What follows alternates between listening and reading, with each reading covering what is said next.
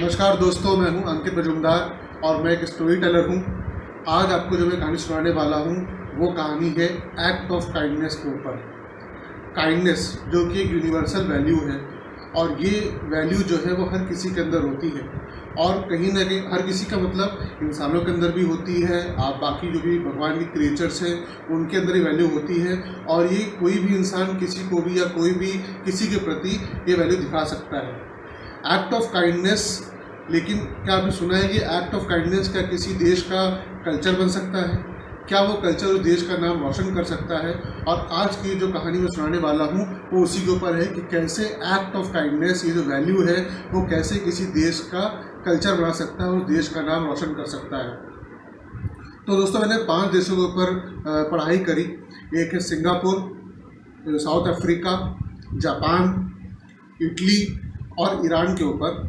और यहाँ इन 5 देशों में एक्ट ऑफ काइंडनेस की वजह से इनके अंदर एक कल्चर डेवलप हुआ जो कि काफ़ी इस देश को जिसको प्रभावित हुआ और इस देश का नाम रोशन हुआ।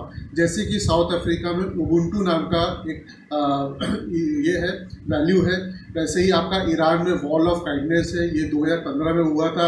वॉल ऑफ काइंडनेस हम जानते हैं, आजकल इंडिया में भी ये कस्टम आया हुआ है कि एक दीवार होती है जहाँ पे लोग को अगर कुछ डोनेट करना हो तो वहाँ पे रख के चले जाते हैं और जिसको ज़रूरतमंद होता है वो वहाँ से वो सामान लेके जाता है। तो ये ईरान से चालू हुआ था, इसे वॉल ऑफ काइंडनेस कहते हैं। सिंगापुर में काइंडनेस मूवमेंट हुआ था। ऐसे ही इटली में कैफे सोपेसो नाम का एक मूवमेंट है। और इसमें से एक और मूवमेंट जापान में जो है वो है शिनबेत्सु मोगेमाई, जिसके बारे में मैं आज आपको बताने वाला हूँ कि ये क्या है और कैसे इसने जापान को एक टूरिज़्म बढ़ा दिया, एक कल्चर बन गया। उस कल्चर की वजह से वो एक उनका जो टूरिज़्म था वो बढ़ गया और जापान का नाम रोशन हो गया। शिनबेत्सु मोगेमाई, शिनबेत्सु का मतलब होता है कि जब हम किसी को गिफ्ट देते हैं वो उसे कहते हैं शिनबेत्सु, और ओजिमाई होता है कि जब उसका रिटर्न गिफ्ट करते हैं हम। तो कैसे हुआ, जापान में 16वीं, इसके पीछे एक इतिहास कहानी है। तो जापान में 16वीं और 17वीं एडी में वहाँ पे 2 तरह के ट्रैवल होते थे। एक होता था मिलिट्री ट्रैवल जो कि ज़्यादातर बैटल्स के लिए होता था, जिसमें सैनिक या घर का कोई भी सदस्य बैटल के लिए जाता था और श्योर नहीं था कि वो वापस लौट के आएगा कि नहीं आएगा, क्योंकि उस समय के जो ट्रैवल कंडीशंस थे कुछ बहुत डिफरेंट थे। दूसरा जो ट्रैवल होता था वो होता था बिजनेस ट्रैवल, जिसमें या सोशल ट्रैवल या रिलीजियस ट्रैवल, जिसमें कि बंदा बिजनेस के लिए जाए या किसी चीज़ के लिए जाता था।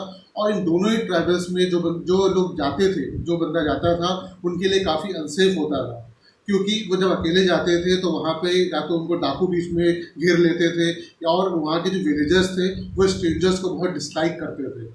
तो इनको ना कोई मदद करता था और उस वजह से इनको घर के बाहर सोना पड़ता था, ना खाना मिलता था और इनको वाइल्ड एनिमल से और डाकुओं से दोनों से बड़ा खतरा होता था। तो वहाँ के जो स्कॉलर्स हैं उन्होंने ये किया कि अब उनको कैसे रोके, क्योंकि इससे टूरिज्म को इफेक्ट हो रहा था। तो उन्होंने एक पहले तो स्ट्रैटेजी निकाली कि अब अकेले यात्री ट्रैवल नहीं करेंगे, ग्रुप में ट्रैवल करेंगे। ग्रुप में ट्रैवल करने से जब टूरिस्ट ग्रुप में ट्रैवल करने लगे तो उससे क्या हुआ कि उनके ऊपर डाकुओं का जो हमला होता था वो होना कम हो गया, क्योंकि ग्रुप में इतनी जल्दी उन पर अटैक होना पॉसिबल नहीं था। दूसरा, वो लोग जब ग्रुप में ट्रैवल होते थे तो बहुत सारा खाना, बहुत सारा बाकी मेडिसिन वगैरह साथ में लेके जाते थे, तो उनके ऊपर ये भी जो दिक्कत थी कि उनको कैसे अकेले सर्वाइव करेंगे, उसमें आपस में हेल्प करके एक दूसरे की वो लोग यात्रा कर लेते थे। अब जब ये यात्राएं बढ़ने लगी तो वो यात्राएं रिलीजियस यात्राओं में तब्दील होने लगी, क्योंकि जो टेम्पल्स थे, जो श्राइन्स थे जहाँ पे लोग पहुँच नहीं पाते थे वहाँ ही पहुँचने लगे और वहाँ पे लोग जो चंदा देते हैं, डोनेशन हम लोग जैसे देते हैं, तो वहाँ पे जाके वो डोनेशन देते थे। इससे उन टेम्पल्स का, उन श्राइन्स का जो रिलीजियस प्लेसेस थे वहाँ पर उनकी इकोनॉमी थोड़ी बढ़ने लगी, आर्थिक अवस्था सुधरने लगी। लेकिन जो पास के जो टेम्पल्स थे उनकी जो आर्थिक अवस्था थी वो सुधरने लगी। दूर के टेम्पल्स में अभी भी ये प्रॉब्लम थी। इसको सॉल्व कैसे किया जाए, तो उन्होंने फिर से एक स्ट्रैटेजी निकाली कि उन्होंने 2 तरह के लोगों को रिक्रूट किया। एक था शिनबेत्सु और एक था ओशी, जिनको आज के डेट पे हम कहते हैं जो अपने ट्रैवल एजेंट्स और होटल मैनेजर्स। इनके अंदर क्या गुण थे कि ये लोग उन यात्रियों को उनके गाँव से लेके आना, उनका बीच में मदद करना और उनको मंदिर तक लेके जाना, उनका होटल में उनका अकोमोडेशन, जितना भी चीज़ें हैं, खाना पीना, सहत रहना, ये दोनों व्यक्तियों का हर एक यात्रियों के ग्रुप के लिए ये बन गए। तो इससे क्या हुआ कि यात्रियों की सुविधा बढ़ गई, यात्रियों को ट्रैवल करने का एडवांटेज हो गया, क्योंकि ये सिद्धार्थु और ओशी इनकी हेल्प करते थे। तो एक अच्छा सा एक कल्चर बनने लगा धीरे धीरे करके कि लोग यात्रा करते थे और ये लोग इनकी हेल्प करते थे। अब गांव के अंदर जब देखा कि भाई बाहर से लोग, बाहर का आपका यात्रा चालू हो गया है, तो गांव के अंदर इस पे कैसे इफेक्ट पड़ा। गांव में भी कुछ ग्रुप ऑफ इंडिविजुअल्स और ग्रुप के लोगों ने को नाम के लोगों का एक ग्रुप बनाया। तो उनको की ये जिम्मेदारी होती थी कि वो जो भी गांव में मदद होती थी, या किसी को कुछ हेल्प चाहिए, कुछ मेडिसिनल हेल्प चाहिए या कोई भी हेल्प चाहिए, ये को उनकी हेल्प करते थे।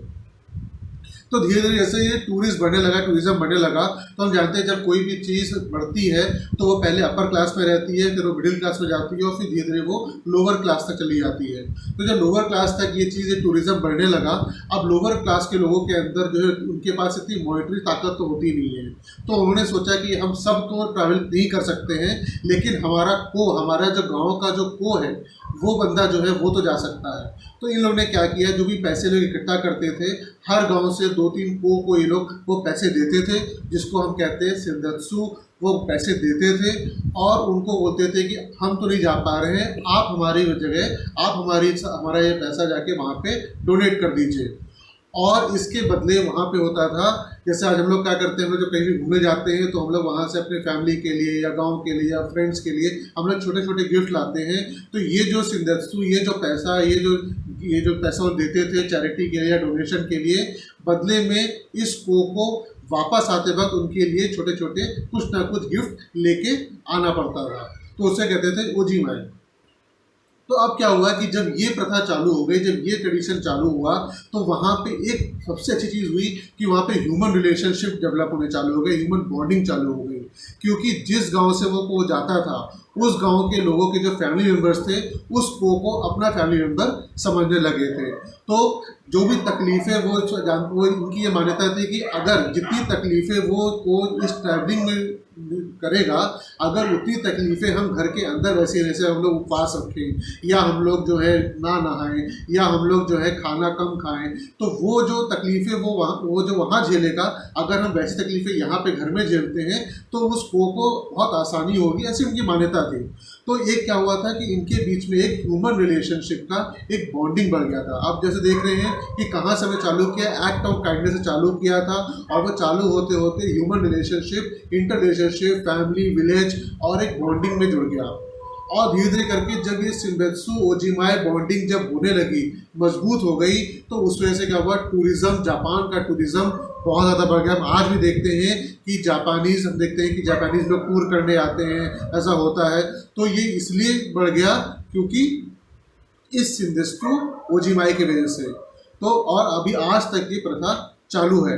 तो दोस्तों बोला ये चाहता हूँ कि अगर एक छोटा एक्ट ऑफ काइंडनेस एक किसी कंट्री का, किसी देश का, अगर उसका टूरिज्म बढ़ा दे रहा है, टूरिज्म मतलब कि उसकी आर्थिक व्यवस्था सुधर जा रही है, और दूसरा इंटरनली क्या हो रहा है, लोगों के अंदर बॉन्डिंग बढ़ रही है, तो इसका मतलब ये वैल्यू को हमें आगे इम्बाइब करना चाहिए, हमारी ऑर्गेनाइजेशन के लिए, हमारी कम्युनिटी के लिए।